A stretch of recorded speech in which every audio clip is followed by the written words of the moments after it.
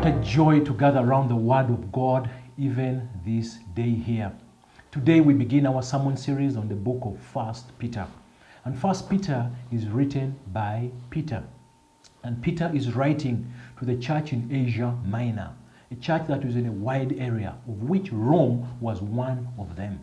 And over 15 times, yes, 15 times, Peter repeats the word suffering. He repeats the word suffering over and over throughout the book of 1 Peter. And so he is writing to encourage the church in Asia Minor to hang in there in the midst of suffering that had come upon them.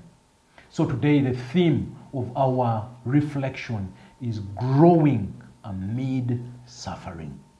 So I want to begin by asking a question: what does it mean to grow amid suffering? This is a question that is going to guide our conversation today. What does it precisely mean for you to grow in the midst of suffering? Suffering is something that we all go through. Suffering is inevitable. Everyone, Christian or non-Christian, is bound to go through suffering. We go through suffering physically when our body is eaten up. We go through suffering emotionally when we get depressed or we get stressed. We go through suffering spiritually when we are confronting the enemy. We go through suffering day by day, probably financially. Day by day, we experience suffering. And this suffering could come anytime. This suffering can come to anybody, and it can come at any random time. Suffering is something that we all experience in our lives. And so Peter is writing. He is writing to a church that is going through suffering. The church in Asia Minor was being persecuted. They were going through a very difficult time. They were being persecuted by one Emperor Nero. About AD 64, when Peter is writing, Nero is the emperor. And it is said of Nero that he could have had a mental problem. I could compare Nero to Field Marshal Idi Amin Dada or to Hitler. So what Nero does is that he burns down a third of Rome. He burns down a third of Rome, and the reason as why he's burning it is that he wants more space to probably construct. And it is said that for 9 days the city of Rome was on fire. It was burning. And Emperor Nero stood on the balcony of his palace and he just watched the city burn, and he looked at it with joy. In fact, we told the Roman soldiers stopped the people who were trying to kill the fire. Now, his popularity goes down. He becomes less popular. What does he do? Like any other ordinary politician, he finds a scapegoat. He finds somebody to blame. And who was this? It was the Christians. So Nero begins to persecute the Christians. It is said of Nero that he arrested the Christians. It is said of him that not only did he arrest them, but he got them and he threw them to the gladiators, to the wild beasts, and they actually consumed them and they ate them. It is said of Nero that he actually got these Christians occasionally and put them as torches. I mean, he held parties where he would put Christians as torches and they would be burned, and he actually loved that sight. That was Nero. And that marked actually the beginning of a persecution that was to go on for more than 200 years, right up to the time of Constantine. Nero was actually persecuting the Christians. And so Peter is writing.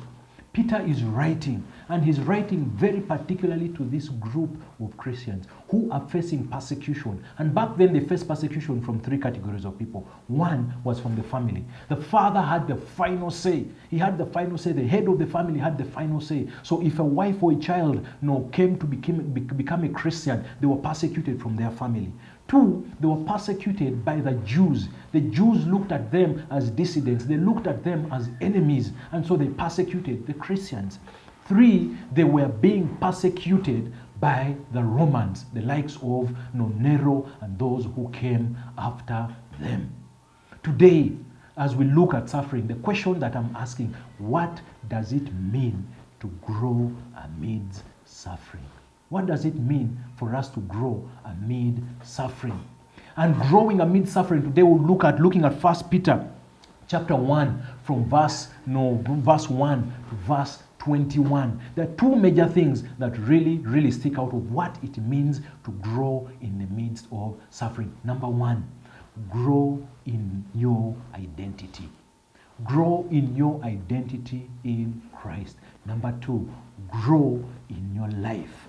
Grow in your life, in your likeliness like God. And so if we look through the text from verse 1 to about verse 13, Peter is writing and he's challenging them to actually grow in their identity, grow in their likeliness like God.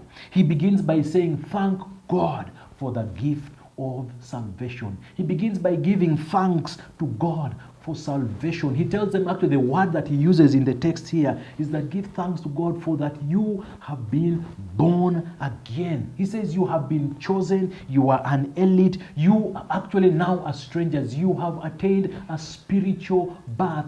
Give thanks. This is your new identity. You are no longer what was in the past. You are now something completely new. This is your identity. And so he begins by saying, give thanks to God for this gift. It is a gift that we are giving thanks to God for. He moves on to say, why? Why should we actually give thanks to God for this new spiritual birth? Why? Because it is an inheritance. It is an inheritance. Now, as I think about the Jews, I think of the inheritance that they expected in the past, of the promised land, Canaan. He's saying now you have an inheritance, and this inheritance is unique. It is one that does not perish. It is one that is actually protected. It is one eventually that actually gives you reason to be joyful. So he's saying rejoice in this identity. Grow in the midst of this suffering. Grow in your identity. He moves on to challenge them to actually endure. He tells them from verse 7 to verse 9, endure in all things. Endure like gold that is going through fire, like diamond that is being polished. Endure in the midst of suffering. Why? Because one, it will prove that your faith is genuine. Number two, it will actually purify you. Number three, it gives praise to God. So in the midst of suffering, we do not just go through suffering as Christians. No, we grow through suffering. The church in Uganda here grew fastest during Idi Amin Dada's time. And one would wonder, but how? If you look at the quality of the Christians then, it actually grew much faster. The church grew and grew exponentially through the 9 years of this dictator. I want to affirm that even in the lockdown, when the church doors have been locked, the church is growing. The church is growing qualitatively. We've been pushed to actually consider our faith. We've been pushed to consider our reflections and our study throughout this COVID-19 breakdown. Suffering can cause us to grow and to grow in our identity. I want to believe that even through this pandemic, the quality of Christians has been tested. Those that have been shallow have been tested, and those that were established on a firm ground have actually been affirmed. So as Christians, what does it mean for us to grow in the midst of suffering? Number one, it means to grow in our beliefs. The second thing from verse 13 to 21, what does it actually mean to grow amid suffering? It means to grow in your life, to grow in your likeliness. It means to grow in holiness. It means to grow in holiness. And what Peter is actually telling us is that all parts of your life should be conformed. They should be conformed to the likeness of God. They should be conformed to the very, very standard of God. When you get saved, the temptation is to go back to your old way of life. And so what Peter is saying in all of this, very particularly from verse 14 and actually 15, he says, as obedient children, do not be conformed to the former lusts which were yours in your ignorance. Do not go back to that former way of life, but actually move on to this new life. And this new life, the standard has been set by God. Many times people compare themselves with others. They say this one actually prays more, this one fasts more, this one reads the scriptures more. The standard of holiness is not set by man, it is been set by God. And this is the standard to which we are to conform. And these qualities of God make us different. And so all through 1 Peter uses the word, our suffering is momentary. He's saying that this suffering is for a short time.